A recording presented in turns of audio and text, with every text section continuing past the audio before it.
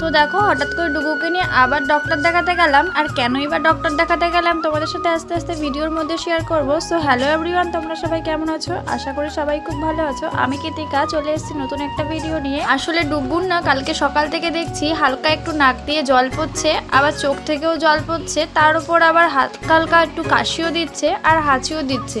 তাই ভাবলাম যে যাই একটু ডাক্তার দেখিয়ে আসি। কালকে রাতেই যাওয়ার কথা ছিল, কিন্তু কালকে রাতে এতটাই বৃষ্টি হচ্ছিল তাই আর কি নিয়ে যাওয়া হয়নি। তাই সকাল সকাল ওর নামটা লিখিয়ে দিয়েছি। আর আমাকে 9:30টার মধ্যেই যেতে বলেছিল, যেহেতু 4 নম্বরে নাম ছিল আর আমার একটু দেরি হয়ে গেছিল, তাই আর কি বুনুকে বলছিলাম তাড়াতাড়ি চল। আর দেখো তারপরে তো ডক্টরের চেম্বারে চলে এসেছি। আর ম্যাম যেহেতু পেশেন্ট দেখছিল, আসলে আমাদের আগে তো অনেক পেশেন্ট ছিল, তাদেরকে আর কি দেখছিল, তাই আমরা একটু বসেছিলাম। আর দেখো তারপরে ম্যাম আমাদেরকে ডাকলো আর ডুগুর একটু ওয়েটটা চেক করে নিচ্ছিল যে কত হয়েছে। আর দেখো তারপরে হচ্ছে আমরা চলে গেছি, ডুগুর জন্য কিছু মেডিসিন দিয়েছে, ওইগুলোই আর কি নিতে। আর ডক্টরের চেম্বারের সামনেই যেহেতু ছিল মেডিসিনের দোকানটা, তাই ওখান থেকেই নিয়ে নিলাম।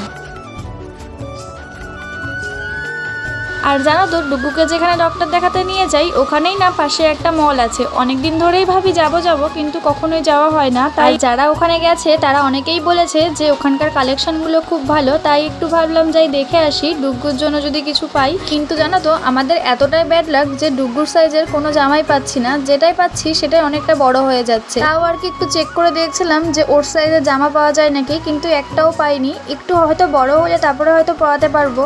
তো দেখো তারপরে তো ওখান থেকে বেরিয়ে গেছি আর আমরা টোটো ধরে নিয়েছি বাড়ি যাওয়ার জন্য।